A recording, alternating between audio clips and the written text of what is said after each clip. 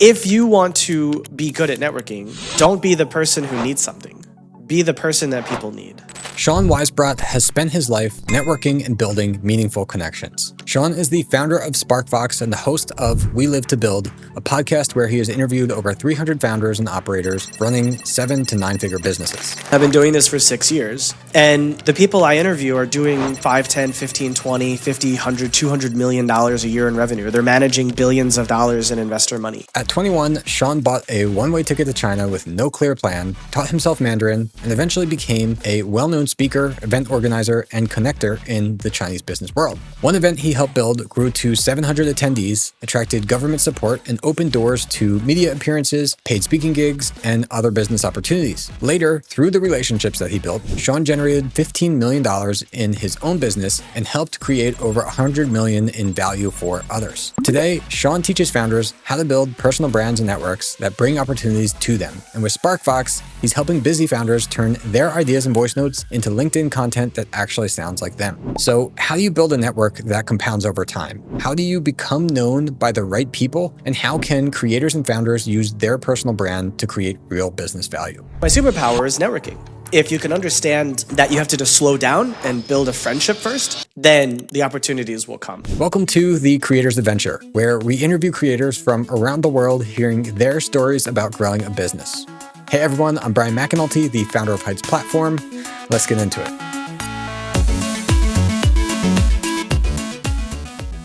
Hey Sean, welcome to the show. Hey, how's it going? First question for you today is, what would you say is the biggest thing either you did or you are doing that has helped you to achieve the freedom to do what you enjoy? I think the most important thing I've done in my life was move to China at the age of 22 by myself. I only had a few $100s in my pocket. Everyone thought I was crazy, but it was what I needed to do. You know, I had just finished university in 2008 in the middle of the crisis, the financial crisis for people who weren't old enough to remember. And I knew that I had two options: go back to school for something I didn't know I wanted to do, or find a corporate job, which I knew I absolutely didn't want to do. And instead, I chose another path, which was to go teach English in China, where I could have a completely new opportunity to live in a culture I knew nothing about and face my demons and become a person that I didn't know who I was going to become, but I knew that I had an opportunity and it was the thing that I needed to do for myself. And doing that allowed me to learn Chinese. I taught myself when I wasn't teaching English, and then eventually I got good enough at speaking Chinese that I moved down to southern China and got into doing business there. And my first business was an event company, and it was in a style of TED, where people go on the stage and give speeches. But instead of inspiring, I wanted to educate, because I felt like TED speakers versus the audience, the disconnect is so large that they can't really relate to them. And, you know, having spent years being a teacher, I wanted the audience to relate to the speakers so that they could feel like they learned something from them and that they could aspire to be more like them. And doing that got me into the graces of the Chinese government, and they started to sponsor the events and put me on TV shows and radio shows and do private speeches and host private events for them and do private training for the government officials. And all of this stuff was paid by them to me, and all of this stuff was in Chinese because I was so good at it that I could do it all myself. I didn't need someone to translate for me or anything like that. And I took that opportunity to build a massive network all over China, you know, some media people, some government people, some business people, some people that are just working for other people, and ended up kind of being there during the time of blockchain rising. And so because I could speak Chinese, I learned about blockchain through some friends and was able to leverage that into a consulting company that was serving mostly Chinese people in Chinese. And from 2016 to 2018, generated $15 million of revenue for that consulting business. And it was all because I had the balls to go to China on a whim and teach myself Chinese and invest in understanding their language and their culture and their psychology. Yeah, that's awesome. I think it's cool to hear because I can kind of add on to that as this isn't one story of only Sean did this and got lucky, and you probably should ignore what he says, because out of school, I did very much the same thing, actually, that I thought like, okay, what am I going to do here with my life? Am I going to go to school? Am I going to try to find some other kind of job, or do I want to travel? And an opportunity was presented that I could travel, in my case, to Italy to teach English as well. I did that. And I realized that the work I was doing, it was design and web design, graphic design at the time, I could do remotely. And after a month there, I was hooked. And then I came back and like less than a month later, bought a one-way ticket and was just out for over a year. And I didn't spend much time. I haven't been really into China, but I've spent over 4 years living in Hong Kong. It's one of the best decisions I've ever made in my life to go and do that. And the things that I was able to learn from that, it changed who I am today. And so, yeah, I can definitely see how that's really valuable. I would also say that like people, are maybe scared to like take that leap into doing something like this, even if they think that they want it. But I think people also like doubt themselves of like, okay, well, if I go to this place that I don't even know the language or anything, like how am I going to succeed or be successful? But if you can believe in yourself, like you're also can be potentially seen as like the expert from afar, and in a way that you can actually kind of gain this other credibility that you wouldn't have otherwise had. What do you think about that? Oh, absolutely. I mean, I thought a number of times, how can I use what I know about China to help Americans to understand Chinese? Because I thought for years the business was in helping Americans understand Chinese. But soon enough, I realized that actually the Americans didn't want to understand the Chinese. They wanted to dominate the Chinese. But the Chinese just wanted to sell things to the Americans. So the Chinese ended up becoming the better customer base because they were truly willing to learn, as the Americans weren't. So I stopped bothering trying to understand how I could help Americans with the Chinese. Yeah, it's interesting. Definitely noticed interesting differences in culture, and how if one culture was just able to act a little bit different, then they could reach a different level of success in some ways. Applies to China, to America, to Europe. But I want to talk a little bit specifically about networking, because this is something that you've done so well. You've helped generate over $100 million in value. When you look back at it, is there one moment where you kind of realize that networking is not just for meeting new people, but is a real business asset? Yeah. So when I was doing that first business, I had a number of people that were not Chinese coming to the events. So the events were completely in English.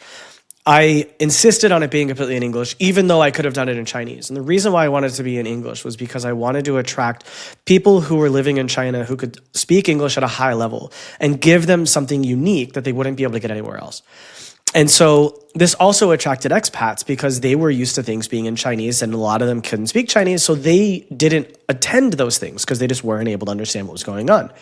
So one of the people that I attracted to come was this guy from Israel who I'm still really good friends with now. It's been 13 years that I've known him now.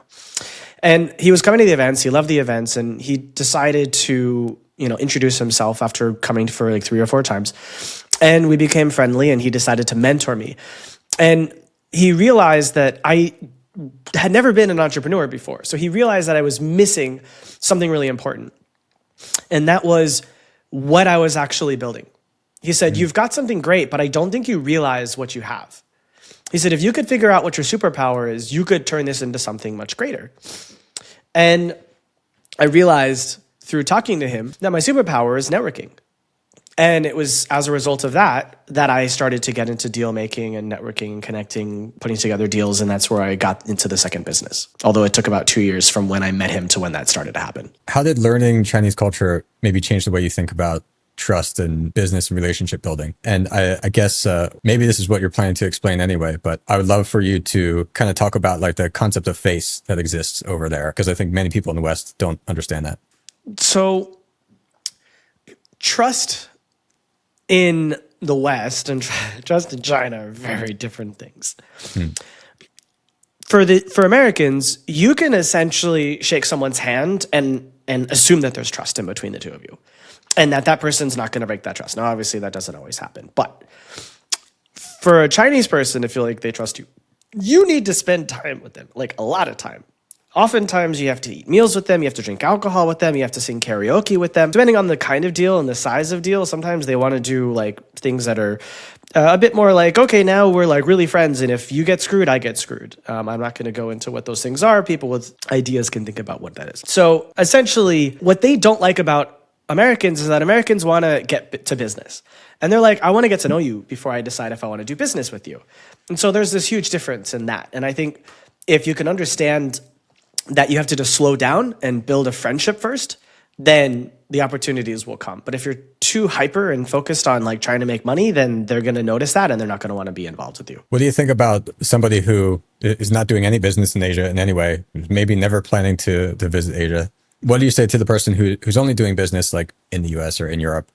Is there anything that they can take from that would benefit how they work with people in the West? I don't think Americans see that there's a problem with that. I think Europeans feel the same way as Chinese. But I also think Chinese have a much stronger desire to do business than Europeans in general. But I think Americans don't think there's a problem. I think Americans in general think that they're the best in the world and that the way they do things is the best in the world. So I think Americans are very, very difficult to change in that regard. And I don't think that they are willing to be open-minded about that. So I don't know if it's worth like mentioning in too much detail. Yeah, that's my answer. Yeah, it is interesting. I'm an American. I live in Texas, but I think I've noticed as well how, like in Europe, for example, I would see people who are extremely talented at whatever they do, but they are like kind of doubting themselves. And they're thinking, oh, well, I'm in Europe, so I can't do the same thing as if I were in America. And on the opposite side of the spectrum, I see people in America who think, oh, I'm just great at this, whatever. And they're kind of twofold themselves at the thing. If both sides would just change a little bit, if people in Europe would realize like you are really talented, you can do business in the US, you're good at what you do and like truly value themselves. And then if people in the US would take a step back and realize maybe there are some things that you can learn here, I think both sides would be able to grow a lot better. I learned how to hustle in China and I learned how to slow down and enjoy life in Europe. I don't think people will change unless they take themselves out of their environment first. Yeah, it's a great point. Real quick, Brian here. You know me as the host for this podcast, but what you might not know is I'm also the founder of Heights Platform. It's an all-in-one platform that over 10,000 creators have used to build their online courses, communities, and digital product businesses. We recently added some awesome updates to Heights AI to help you turn your idea into a viable business. Heights AI can build entire product offers, review your content, and even coach you on how to grow. You can try it for free for 30 days. Links in the description. Now, back to the podcast. So when you were in China and doing these English-speaking live events, you're in a city of 50 million people. And like, what would you say is like, you grew that to one of the largest English-speaking live events in that city. What is the biggest lesson that you maybe learned from that experience? So to be fair, I think it was the largest English-speaking event in the whole country. Wow. We had 750 people attending our events live, butts and seats. Wow. And it was only because we had a relationship with the government that we were able to be that size. So there was one event where a government official from another part of the country flew to the event, gave me his card and said, I want you to do this in my city. Whatever you need, you let me know and I'll make it happen. And I said, I appreciate that very much, but I can barely manage this by myself as it is. Like, there's just no way I can split myself between two different provinces. We had people coming from Singapore, from Hong Kong, from Macau, from Taiwan, from Malaysia to watch the events in person. And we did no advertising, like, outside of China. I mean, we had a public WeChat account, an official WeChat account, and we could see where our followers were. We literally had at least one follower in every province in China, including in Tibet and including in Inner Mongolia. We had one in Tibet and one in Inner Mongolia. But we had nearly 20,000 followers in the rest of mainland China. Outside of China, I have no idea. We just had no way to manage or measure that information. So we could have been a lot bigger than we even realized. I did too much on my own. And my partner did too much on her own. And I think because it was my first time doing business, I didn't fully understand what I had, what it could be, or how to monetize it. And as a result, we burnt out after 2 years because we were paying our bills, but we didn't make enough to hire more people. We attempted to hire people 2 times and it just wasn't enough money. So I think what I learned from that was don't work so hard. So I'll tell you a little lesson that I learned. So Sure. one of the ways that we made money was the government gave us cash for each event we did. They gave us like 3,500 RMB. It's like $500, right? Nothing. And we were doing these large events once a month. It took both of us the entire month to plan one event. I was finding every speaker. I was training them. I was preparing them for the stage because I wanted to have the best quality experience that anyone would ever experience, right? They wanted there to be no doubt in anyone's mind that they would never experience anything like this again. And to that, I will say years after we stopped doing it, I still got people asking me, are you going to do it again? Even after I left China, people were still asking me, would you ever do it again? No, I wouldn't. But I learned a lot from that experience. And one of the things I learned was the government was actually willing to pay that amount for every event we did. So after a year and a half of that size, we started doing one a week instead of one a month, but instead of 700 people, we did 100 to 150 people. And so we were able to end up getting 4 times that amount from the government every month because we did it smaller and more often. I was like, damn, we should have done that more. We should have realized that earlier, right? It's like the amount of work to put that together once a week is way less. And instead of having 5 speakers talk for 10, 15 minutes each, I had 1 speaker talk for an hour, kind of like the way people do teaching classes, right? So I could have 1 speaker do an in-depth, speech instead of 5 people doing less deep speeches. And the speakers weren't asking for any money, right? So our costs were significantly lower and we got more money because of the government. So that was something I learned was like, how can you do less and earn more? Yeah, it's a great point.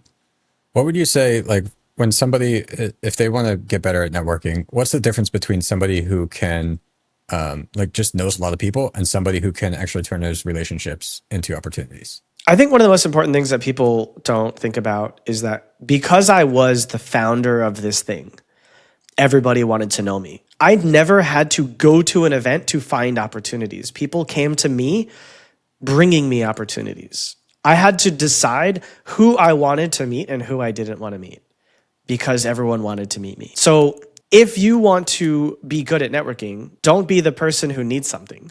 Be the person that people need. If you start something and you're good enough at it, people will come to you. And at that point, you decide what opportunities you want to take and which ones you don't. I'd rather give that advice than something like you wanted me to, like you might have been thinking, I would say, just because that is far more valuable than anything else. And that's one of the reasons why I started the podcast was because I realized I can talk to people that would never give me the time of day otherwise. And I've been doing this for 6 years. And the people I interview are doing 5, 10, 15, 20, 50, 100, $200 million a year in revenue. They're managing billions of dollars in investor money. Like, who the hell am I? I haven't done any of that. Like, sure, yeah, I had a business that was crazy successful. Sure, I've done some angel investing and people bug me all the time to invest in them. But I've also had software companies. I've done other things. But those people have consistently done these things, right? Some of these people have been running these businesses for 20, 30 years, right? They might not look at themselves the same way someone like myself would. Like, you're older, you're more experienced, you've made a hell of a lot more money. It's like, surely you have something I can learn.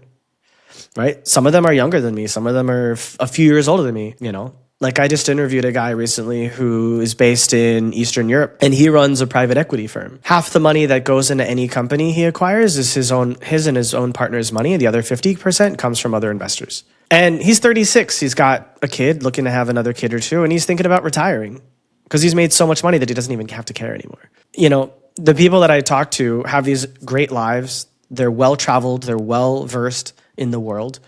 They like what they do. They have good relationships with their employees, good relationships with their families. And I am privileged enough to have their time where I essentially get to ask them anything I want and I get to learn from these people. And I don't even have to pay them for their time and their energy. They're coming to me because they want me to interview them and I get to decide if I interview them or not. I'm literally picking my mentors because some of them I have friendships with after the interview. Some of them, like I've just launched a software and I went to 10 of them and they all got on, did a 30 to 60 minute like session with me where I was showing them a demo of the software, getting their advice, because they are running software businesses doing 5, 10, 15, 20 million a year. They are where I want to be with the software.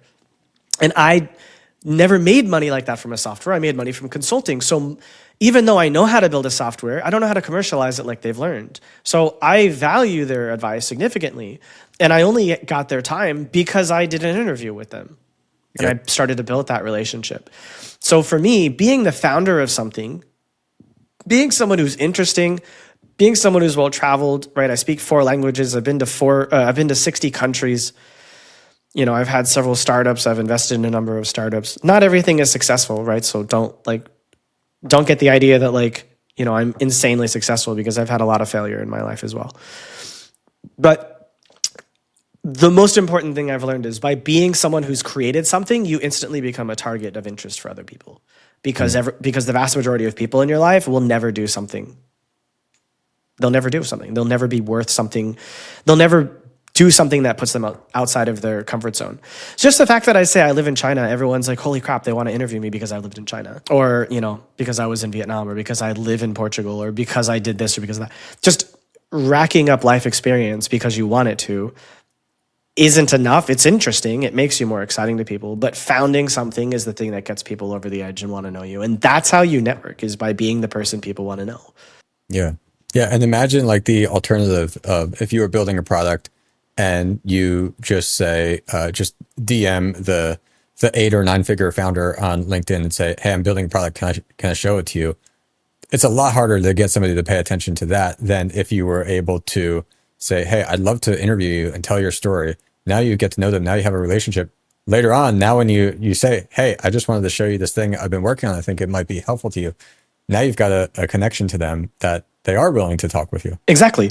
Like, in all honesty, one of the reasons why I wanted to do this podcast with you is because I think your audience is a potential user base of mine, and then maybe there's a way for us to collaborate. And this is an opportunity for me to show you who I am and see if there's interest on your side, right? I give value to your audience, and you learn about me, and you're like, oh, actually, this guy's pretty cool. Like, I'd like to know him more. Let me learn about his product. You built a system to be able to post 3 times a day using voice notes, and that's what became this thing called SparkVox, right? So can you tell us about like what it is and what is the problem that you're solving there? So it's actually become more complicated and more relevant. So let me explain. I spent months trying to figure out how to be more relevant on LinkedIn. And while reading other people's content to get a sense of like what people want to read about, I saw that it doesn't matter who they are or what they're talking about. They all sound like ChatGPT wrote their articles. Like, everyone sounds exactly the same. There is no voice anymore. And at the same time, I realized that I still needed to create more content. And while I am never short of ideas for creating content, I also struggle to have the time to sit down and actually write something, because I'm busy. Like, I'm vibe coding, right? So I spend a lot of my time in the code and actually planning features and building, you know, and doing marketing and a bunch of stuff. So I don't have time to write content, but I know that the content is really important. So I figured if I could build something that would make it easier for me to create content, then I should build it, as long as it doesn't take away my voice. So I built a bot. It took me about 2 hours, and it was based on Telegram. So essentially I was hijacking Telegram's native voice note feature and embedding it in my system, where I transcribe it, turn it into a LinkedIn post. So the idea was, I want to automate this, right? So literally a voice note, 10 seconds later, I have a post generated. I click the approve button. It gets published to LinkedIn, right? That's what I wanted, something automated. And it was working really well. So after a few days, I said, this is a business. And I started to rebuild it from scratch as a scalable architecture that other people could use. And I did a bunch of demos, and I realized that there was a lukewarm response. I said, okay, obviously I'm doing something wrong here. What is that? And I realized that what I needed to be doing was focusing on people that are podcast hosts and podcast guests, people that are experts, people that are trainers, that are salespeople, that are, you know, speakers, people that have a reason to take something and repurpose it into a bunch of pieces of content. Because if I spend 3 seconds and I leave a voice note, and 10 seconds later I have a post, that's great. But if I had a 20-minute transcript that turned into 20 posts, well, now I'm repurposing something at scale, right? So I rebuilt it into something that actually focuses on a transcript and turns it into a bunch of content. And that's gotten a far better response so far. Yeah. And that's the story of why I built it. Because if you think about it from the point of view of like a podcast host like myself, I spend about 2 hours doing an intro and a recording and editing, reviewing, all of that stuff. I don't do the editing. I have a person that does it for me. And I've actually automated 99% of the podcast operations just so that I could, focus on building a new business. And what I found was I have a problem of marketing distribution, right? I can create content for the podcast all the time, but if I'm not taking that content and sharing it with people in a way that gets them to start to know me and want to actually become a podcast watcher, then what the hell am I making the content for besides building relationships with these founders? And so I realized if I have this problem, chances are of the millions of other podcast hosts and podcast guests, there's got to be at least 5 or 10,000 willing to pay for a solution like this. So after doing 2 more demos and I got a very bright signal from them that was the right path to go, and I rebuilt it into that new feature set. Got it. So I'm really big on finding the right ways to leverage AI. But at the same time, while I use the thing all day, and while I think there's so much value in it, I really hate to see all the slop posts on LinkedIn and X and wherever it is that it's just so clearly ChatGPT or Claude that wrote the thing. And it's like, why would I ever want to read this? What's your thoughts on like the right way and wrong way to use AI? Well, I'll answer that second, because first I want to respond to what you just said, which I forgot to mention, which is the most important reason why what I built is so important for me and for other people. And that is, if you use other tools, which there are a number of them out there, they create generic crap. And it was really important to me that I make something that doesn't do that. And so what I've done is the transcript is the foundation of a voice profile. And so literally when I'm doing the transcription, or when the software is doing the transcription, it starts to build up a profile of who you are, what you like, what you don't like. It makes assumptions about you. And it inserts that information into the prompt that creates the posts. So that the goal is it gets closer and closer to writing in your own voice the more you feed it transcripts. And so not only do I have a very strict prompt for Claude so that it avoids all of the AI-isms that make it look like crap, but then tying it into knowing who you are, what is your role? What is your goals? Who is your audience? Are you the host? Are you the guest? Are you writing on behalf of the podcast brand itself, right? And then feeding it alongside the transcripts. Claude has so much information. It knows exactly who you are, what you want, why you want it, and what the content is of the transcript. And so it's not going to sound like an AI. It's going to sound like you. And the more you'd use it, the more it's going to sound like you over time. And no one else in the market is touching this voice profile. No one is even thinking about using AI for this purpose. Yeah. And that's where I win. Yeah. Sounds like a great strategy. I would always say to people that asking ChatGPT or Claude to do something is like the equivalent of walking up to a random stranger on the sidewalk and saying, hey, go do this thing for me. If they have no idea who you are, they have no idea that you're asking them to do that for your business. Like, at least if they were an employee, still, if you gave them no other context, they at least know, okay, this person has hired me. I generally have this role and they have this business. But with AI, it has zero context about you. And people just tend to not give the information that they really should in order to get it to work the right way. But it's very it can be very tedious if you had to really come up with, well, what are all the important things that someone would really have to know if they were going to do this, then do this in my voice and know all the nuances and the things that are important to me. And so that's where tools like what you're building can really assist with that. Exactly. And what I like about it is it's not a chatbot, right? It's a get something done bot. So you don't even have an opportunity to talk with it. Yep. You literally just give it the transcript and then it just does it. And then it gives you the output and you just do it. You just publish it. And so each time you start a project, it's a new context window, but it will never get anywhere near close to the end of that window.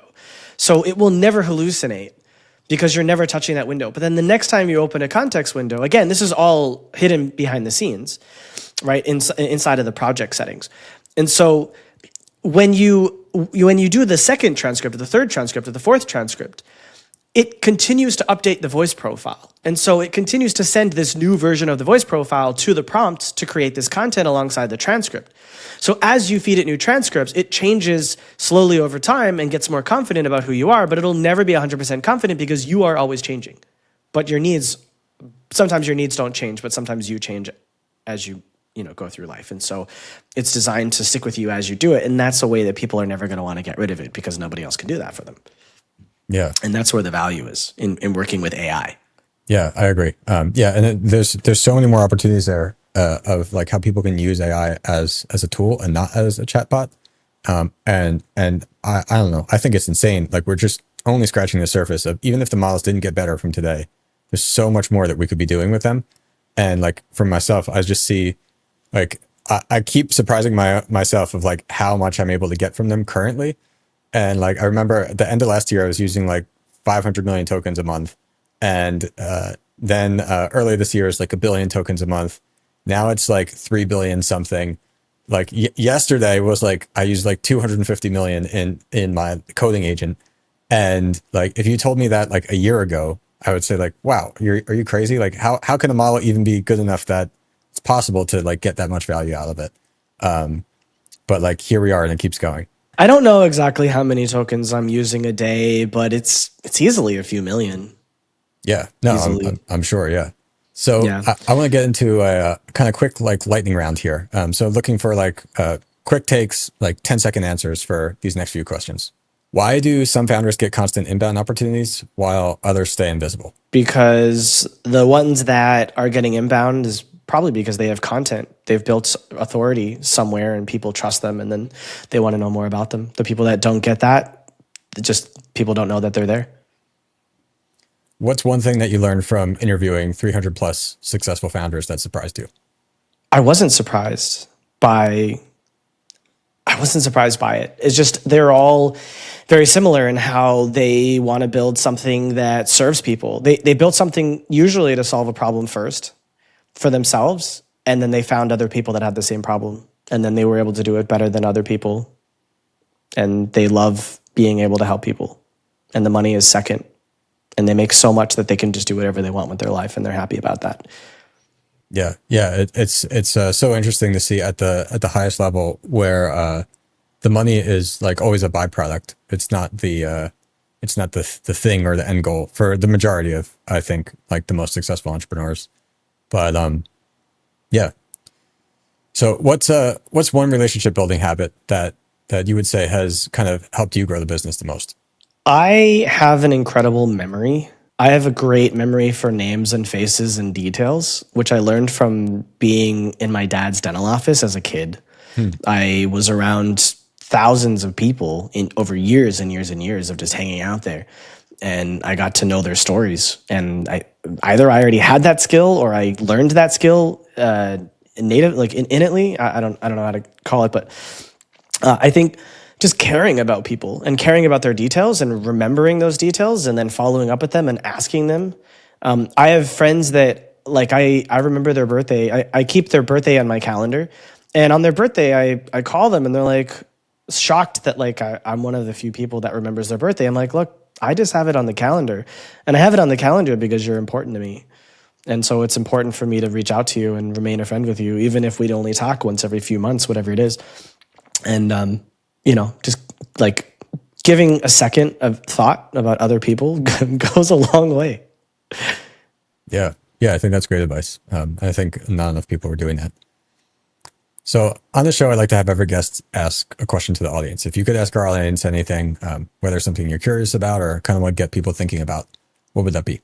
If you knew that you didn't have much time left in your life, would you look back and regret your decisions, or would you be okay with them? And if so, how would you change your life right now to make sure you don't regret it later on? It's a great thing to think about. All right, Sean, it was so great talking with you here today. Before we get going, where else can people find you online? Well, I have LinkedIn. I'm sure you'll have the note for that. I have a YouTube channel at Sean Weisbrot. The podcast is called We Live to Build. And if you're looking to figure out how to increase your exposure on LinkedIn, you can check out my tool, SparkVox.io. Awesome. Thanks, Sean. Thank you. I'd like to take a moment to invite you to join our free community of over 5,000 creators at creatorclimb.com. If you enjoyed this episode and want to hear more, check out the Heights Platform YouTube channel every Tuesday at 9 a.m. US Central. To get notified when new episodes release, join our newsletter at thecreatorsadventure.com. Until then, keep learning, and I'll see you in the next episode.